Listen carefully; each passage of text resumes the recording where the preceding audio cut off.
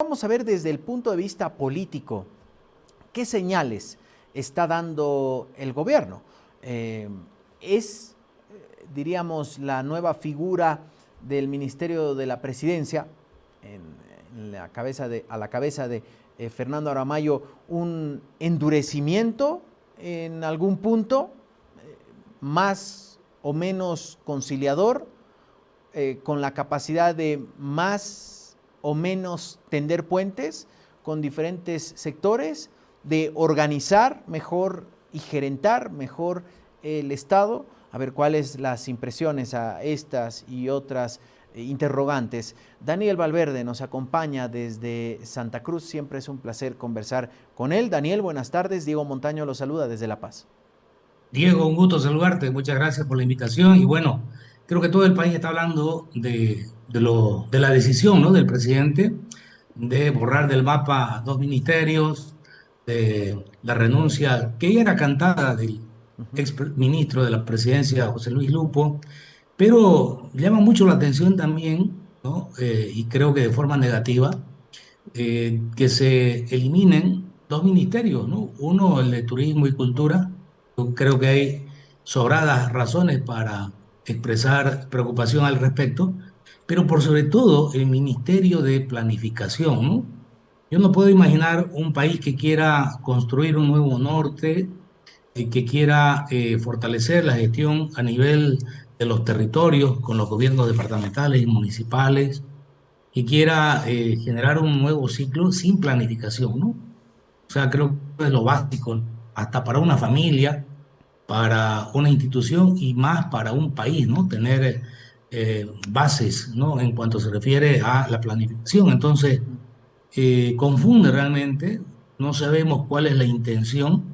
La primera intuición que uno tiene es que, bueno, el gobierno quiere centrar cada vez más, ¿no?, su fortaleza en la figura del presidente, porque lo que vemos es que el rodriguismo, ¿no?, es el que está ganando fuerza casi hegemónica dentro del gabinete.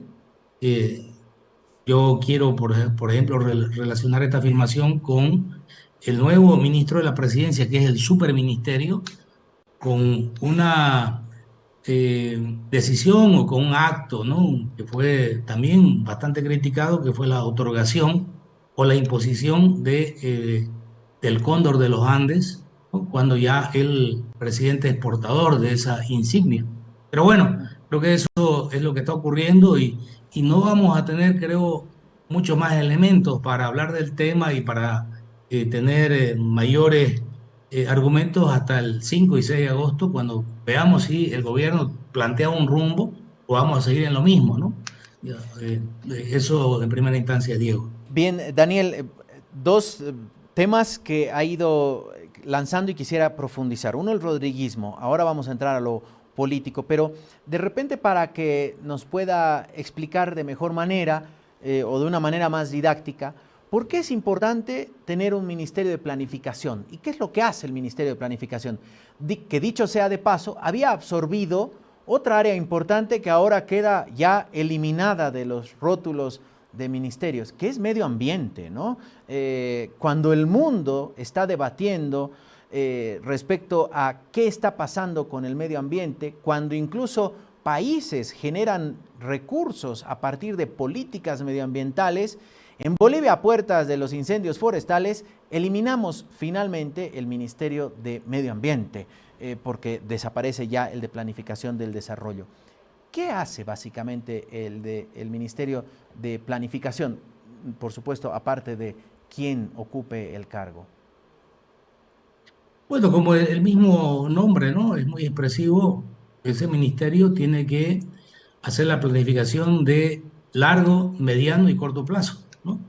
Es decir, tiene que tener un plan de desarrollo basado en la planificación estatal que mire 20, 25 años hacia adelante, ¿no?, que proyecte. Y hay muchas críticas al sistema de planificación actual, eso es muy cierto, ¿no? Porque es un sistema muy vertical, es un sistema que cabalmente no recoge, ¿no?, la diversidad que hay en el país, ¿no?, las voces de los territorios, pero cabalmente lo que podría haber hecho este gobierno es cambiar el sistema de planificación, modificar la ley 777 y establecer una planificación más horizontal, ¿no? Una planificación que considere a actores, a regiones que no han tenido la posibilidad de tener cabalmente una participación activa y que esas proyecciones de esos 9 motores que tiene el país cabalmente se enciendan y se expresen en la planificación y luego en políticas públicas. Eso es realmente dramático, Diego, porque era que vamos a tener un gobierno que en el resto de gestión que le toca va a tomar decisiones en función a los intereses coyunturales, ¿no? O a las exigencias de organismos internacionales que le van a ir soltando algunos recursos económicos. Pero aún así creo que la planificación debería ser la base, ¿no? De acción de este gobierno, más aún si se habla de un nuevo ciclo. Entonces yo quisiera pensar que no va a haber nuevo ciclo, que no va a haber cabalmente cambio en lo que tanto se habló bajo ese cliché del Estado tranca, ¿no? Sino que vamos a tener improvisación y decisiones al gusto y las ocurrencias o los intereses solamente del gobierno para el resto del camino. Eso es dramático. Y vos has tocado un tema también que va vinculado a ello, el tema del medio ambiente, ¿no? El tema del medio ambiente hoy en día deberíamos incluso vincularlo con algunas inquietudes que han tenido incluso gobernadores de poder lograr, ¿no? Algunos bonos, ¿no? De carbono, creo que le llaman, que serían ingresos para el país. Y si no hay políticas ambientales, creo que esa posibilidad también se aleja. Es complicado, Diego, ¿no? Creo que es un retroceso pensando en la institucionalidad misma del país, que es una, creo que, de las urgencias que tiene. Claro, y uno conversando con algunos funcionarios del ahora ex Ministerio de Planificación nos dice, bueno, hay mucho trabajo, mucha coordinación de proyectos con todos los ministerios. Hoy no saben qué van a hacer, de qué manera esto va a afectar a prácticamente ralentizar todo, mucho más, o sea, que sea realmente esta una tranca para que se pueda avanzar en lo que se venía trabajando en diferentes proyectos de inversión en temas de agua, de riego, carreteras, en fin, todo pasaba justamente por la revisión del Ministerio de Planificación. Vamos ahora, Un detallito, Diego, sí, cortito, un detallito más. Mirá vos, los datos del censo, ¿no? Deberían tener una utilidad, ¿no? Entonces, eso es oro puro para los planificadores, ¿no? Porque eso les permite tomar decisiones. Vos hablabas del tema del agua, de alcantarillado, de necesidades básicas satisfechas, las características de la población boliviana. Entonces, todos esos aspectos podrían convertirse en políticas públicas a través de una buena planificación. Parece que el gobierno quiere nomás, ¿no? Ser un gobierno de titulares de prensa, quiere funcionar bajo la coyuntura o bajo el asesoramiento, ¿no? De una persona o un grupo de personas que sabemos que acompañan al presidente, que son quienes lo guían por las redes sociales. No sé si las redes sociales van a ser el mecanismo de aquí en adelante por lo cual el gobierno va a tomar decisiones y eso sería realmente también muy complicado y un verdadero retroceso. ahora quisiera que vayamos, Daniel, a la parte ya política, ¿no? Bueno, Esto que usted decía, el rodriguismo va ganando espacio, se van creando los superministerios o los superministros. Diríamos, uno de los primeros momentos de empoderamiento y de concentrar decisiones en un ministerio fue justamente en el Ministerio de la Presidencia, con la eliminación de algunas carteras y, entre ellas, justicia, que pasaron a depender a presidencia. La AGETIC también, presidencia, aunque la AGETIC ya había otra oficina que tenía que ver con gobierno electrónico o algo así que dependía de la vicepresidencia, pasó a presidencia. El presupuesto de vicepresidencia pasó a presidencia. ¿Cómo se fortaleció obras públicas? Otro de los superministros. Toda Ujú. la obra pública, UPRE dejó de, los proyectos especiales dejaron de depender de presidencia y pasaron a obra pública. Toda la obra pública se concentra en ese ministerio.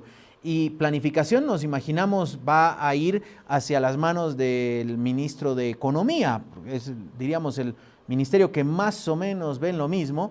Y allí se va fortaleciendo, ese sería, diríamos, el primer núcleo duro, el grupo de confianza del presidente, José Gabriel Espinosa, Mauricio Zamora, Fernando Aramayo, y allí se va fortaleciendo el entorno presidencial. Eso se denota, ¿no? Creo que son los tres ministros que básicamente han logrado la confianza del presidente. Uno de ellos, además, con vínculos de parentesco, me refiero al ministro de Obras Públicas, el ministro Aramayo, ¿no? Que estuvo en Cancillería o Ministerio de Relaciones Exteriores, ahora pasa a manejar el superministerio de la Presidencia, luego de haber entregado, ¿no? Lo digo además en tono de sorna, el Cóndor de los Andes. ¿Por qué? Porque el presidente es portador natural de esa insignia, la más importante que da el país, pero que creo que de esa manera materializó lo que en política se llama el grado de complicidad y confianza con el presidente, ¿no? Y finalmente, bueno, el ministro Espinosa, que en su momento era muy cercano a Doria Medina, pero que le cerró todas las puertas a Doria Medina y se ha convertido en el hombre de confianza del presidente, ¿no? Entonces, creo que esos tres ministros, están muy claros, van a concentrar el poder político, las grandes decisiones, pero hasta ahora, Diego, no dan a conocer el gobierno ni el presidente cuál es el relato, cuál es el norte, cuál es el plan que tiene el gobierno. Y las papas queman, ¿no? Porque no hemos resuelto el problema de carburante, siguen las colas infernales en el país. Tenemos otro problema agudo, el problema de la inseguridad, ¿no? Una semana dramática que estamos pasando y seguramente esto va a seguir así. No hay política criminal. Y tenemos además el problema de la economía irresuelto, las famosas 12 leyes estructurales que tienen que ver con la economía, creo que hasta ahora no llegan a la Asamblea Legislativa y no se van a aprobar si no hay acuerdos políticos con las bancadas políticas. Y esto de achicar el espectro político al rodriguismo, es decir, a los hombres de confianza, las personas más cercanas, cierra la posibilidad de un gran acuerdo político con las bancadas, ¿no? Que tienen que aprobar. Me refiero fundamentalmente en términos institucionales a la bancada de Libre, a la bancada de Unidad Nacional y también la bancada que quiera tener tanto Manfred Reyes Villa como Alianza Popular, que tienen sus bloques, tienen sus bancadas, que tienen indudablemente también un nivel de importancia importante. Yo creo que se pone cuesta arriba. Habría que esperar si el 6 de agosto va a haber un milagro, va a haber un anuncio importante, pero lo veo muy lejano de que ello ocurra, Diego. Quisiera que pongamos, por favor, la fotografía de todos los ministros, fotografía que fue cuestionada por el propio Samuel Doria Medina y que, claro, cuando uno los ve acomodados, uno puede decir, pero esto es hilar bastante fino, pero en política entendemos que todo es una señal y todo dice algo. Y alrededor, a los dos costados del presidente, están justamente sumando a Ernesto Justiniano, que es la última incorporación, Mm. diríamos, los ministros más cercanos al presidente, porque si uno se va por orden de precedencia, si uno quiere ser estrictamente formal, no sería este el orden. Alguien dirá, ah, pero es que Aramayo recién fue promovido o removido. Sí, pero entonces al otro costado debería estar el nuevo canciller, cosa que no está ocurriendo. Estos son los hombres fuertes de Rodrigo Paz y a partir de allí los cambios que puedan venir, que no se sabe si finalmente ocurrirán o no, o todos los cambios en el Ejecutivo fueron los de anoche, indican un endurecimiento en líneas políticas, con, contemplando el perfil que tiene Fernando Aramayo o no necesariamente. Sí, es muy probable, Diego. Y yo creo que además la salida del ministro Lupo tiene que ver con aquello, ¿no? creo que Lupo no logró constituirse en el hombre de confianza de el presidente, ¿no? ¿Por qué? Porque Lupo, por la experiencia, la trayectoria que tiene, ¿no? Haber sido ministro antes, haber sido un alto funcionario de algunos organismos internacionales, con seguridad tenía una visión más institucionalizada de lo que había que hacer en el gobierno, ¿no?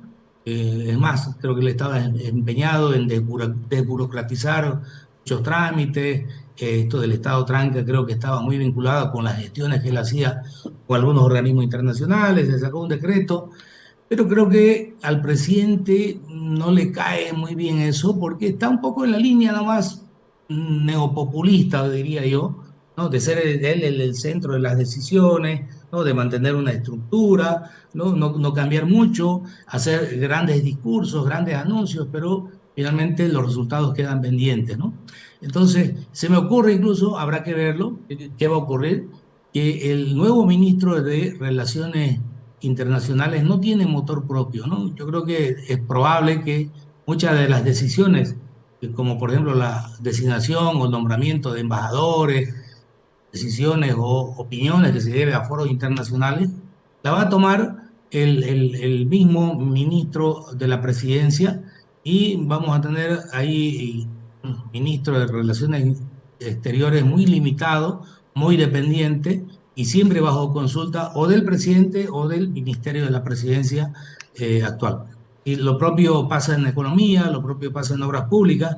Y bueno, creo que se ha ganado su espacio por la experiencia que tiene el ministro de Defensa, pero también porque hay un vínculo político, hay un vínculo generacional con Rodrigo Paz que en este caso en Bolivia funciona, ¿no? Funciona muy bien porque la confianza y, y no tener, digamos, un sentido crítico a algunas decisiones hace finalmente que se sienta muy cómodo un presidente. Una última pregunta, Daniel. Más allá de las personas, los nombres que hoy estén ocupando esas carteras de Estado y la presidencia del país, ¿cuál es el riesgo o la ventaja de concentrar tanto poder y tantas decisiones en algunos ministerios o que todo recaiga en la figura presidencial? Bueno, el gran riesgo, Diego, es que vamos a tener un gobierno que va a ir contra ruta de su desafío histórico. ¿Cuál es el desafío histórico de este gobierno? Es cabalmente de generar gobernabilidad en base a grandes acuerdos dentro de la Asamblea Legislativa y gobernanza también con sectores, con regiones. Si el gobierno achica su proyección, ¿no? Achica su sentido de decisión política, va a tener grandes dificultades para avanzar en la Asamblea Legislativa, generar reformas importantes y lo propio, ¿no? Va a tener, va a estar en vilo, ¿no? La posibilidad de que vuelvan las crisis de ingobernabilidad, los reclamos de los sectores. ¿Por qué? Porque no está generando esos espacios de alianza, de grandes acuerdos que necesita el país, ¿no? Cualquiera hubiese sido el presidente, no va a poder avanzar, ¿no? Le tocó a Rodrigo, no va a poder avanzar si no logra gobernabilidad en función a esos acuerdos. Ese es el grave riesgo.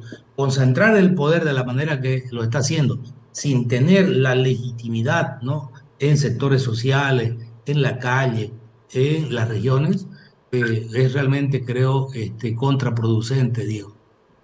Eh, Daniel, queremos agradecerle mucho por acompañarnos esta tarde, su mirada respecto a estas últimas decisiones, a estos últimos movimientos que no sabemos si serán los únicos, si habrá alguna otra novedad, anuncio que hará o no el presidente el próximo jueves, Día de la Patria. Aprovecho también para felicitarlo por esa fecha, Daniel, y hasta otro momento. Un fuerte abrazo.